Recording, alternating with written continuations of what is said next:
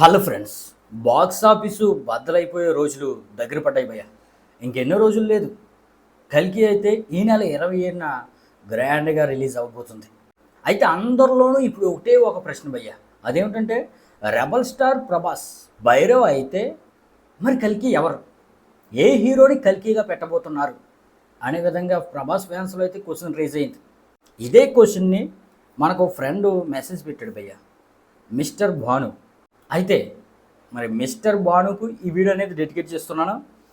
ఇక మెయిన్ మ్యాటర్లోకి వెళ్ళిపోతే ట్రైలర్లో ప్రభాస్ భైరవ్గా కనిపిస్తాడు, అలాగే జావియల్గా కామెడీగా కనిపిస్తాడు. అతనికి ఫ్యామిలీ ఉన్నట్టు కూడా మనకి ట్రైలర్లో చూపించలేదు. ఆ విషయం పక్కన పెడితే మనోడికి ఒకటే లక్ష్యం. ఆ లక్ష్యం ఏంటంటే కాంప్లెక్స్లోకి వెళ్ళాలి. ఆ కాంప్లెక్స్లో అన్ని సౌకర్యాలు ఉంటాయి, అలాగే దానికోసమే కలలు కంటూ ఉంటాడు. మరి ఆ కాంప్లెక్స్లోకి వెళ్ళాలంటే 1 మిలియన్ యూనిట్స్ డబ్బులు అనేవి కావాలి. అప్పట్లో ఫ్యూచర్లో డబ్బుల్ని యూనిట్స్ కింద కొలుస్తారనమాట. మరి ఆ యూనిట్స్ సంపాదించడం కోసమే భైరవ్ ఏదైనా చేస్తాడు. తన కోసం మాత్రమే బ్రతుకుతాడు. దేశపాటు అనే డైలాగ్ కూడా ఉంటుంది, నువ్వు నీ కోసం మాత్రమే బ్రతుకుతావు భైరవ్ అని. అదేవిధంగా ప్రభాస్ లక్ష్యం అంత చిన్నదనమాట. కాంప్లెక్స్లకు వెళ్ళడమే తన లక్ష్యం. హీరోకి అంత చిన్న లక్ష్యం అయితే ఉండదు.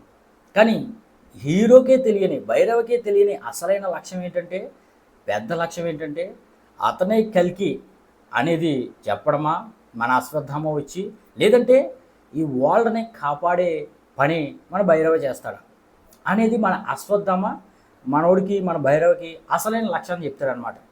ఈ చిన్న చిన్నగా కాంప్లెక్స్లోకి వెళ్ళడం నీ లక్ష్యం కాదబ్బాయి భైరవ, నీ లక్ష్యం వేరేగా ఉంది అని అశ్వత్థామ వచ్చి మనోడికి, మన భైరవకి హితబోధ చేస్తాడనమాట. లేదంటే మన చిరంజీవి అశ్వత్థామతో ఫైట్ చేసే యోధుడు ఎవడండి? అశ్వత్థామ చిరంజీవి అశ్వత్థామతోనే ఫైట్ చేస్తున్నాడు మన భైరవ. అంత శక్తి ఉంది. మామూలుగా అయితే ఏ మనిషి హ్యూమన్ కూడా వేరే శక్తులు లేకుండా ఫైట్ చేయలేడు అశ్వత్థామతో. అదనమాట మ్యాటర్. ఇక మెయిన్ మ్యాటర్లోకి వెళ్ళిపోతే కల్కి ట్రైలర్ను చాలాసార్లు చూశాను.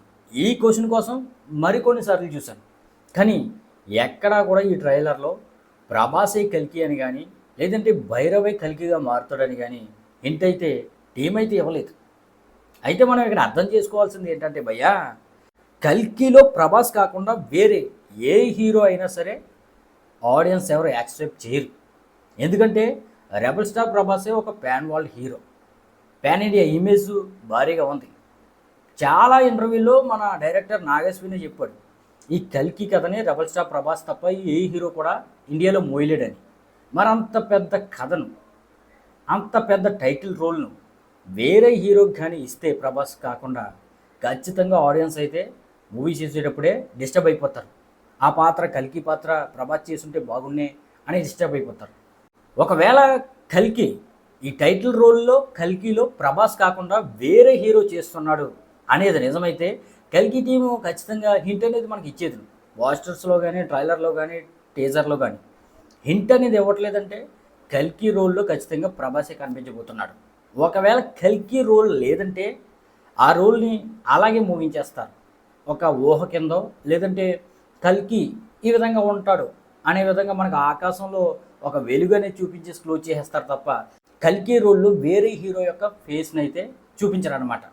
ఇక ఫైనల్గా మన మిస్టర్ భాను మన సబ్స్క్రైబర్కి చెప్పేది ఏంటంటే, కల్కిలో కనిపిస్తే రెబల్ స్టార్ ప్రభాసే కనిపిస్తాడు, అంతే తప్ప వేరే హీరో ఫేస్ని అయితే కల్కిలో చూపించరు. ఒకవేళ కల్కి క్యారెక్టర్ లేదంటే ఆకాశంలో ఒక మెరుపునో ఏదో చూపించేసి కల్కిని ఆ విధంగా క్లోజ్ చేసి పార్ట్ 2లోనో పార్ట్ 3లోనో దేంట్లోనో చూపిస్తారు తప్ప ఈ ఫస్ట్ పార్ట్లోనే చూపించేసి కల్కిలో వేరే హీరో ఫేస్ని చూపించేసి ఆడియన్స్ని, ఫ్యాన్స్ని అయితే డిస్టర్బ్ చేయరు. దీనికైతే ఫిక్స్ అయిపోంటారు. అదనమాట మ్యాటర్. ఇక ఆ విషయం పక్కన పెడితే కల్కి మూవీ కోసం మీరు ఎంత వెయిట్ చేస్తున్నారో కింద అయితే కామెంట్ చేయండి. నేనైతే చాలా గట్టిగా వెయిట్ చేస్తున్నాను భయ్య. అదనమాట మ్యాటర్. Thank you.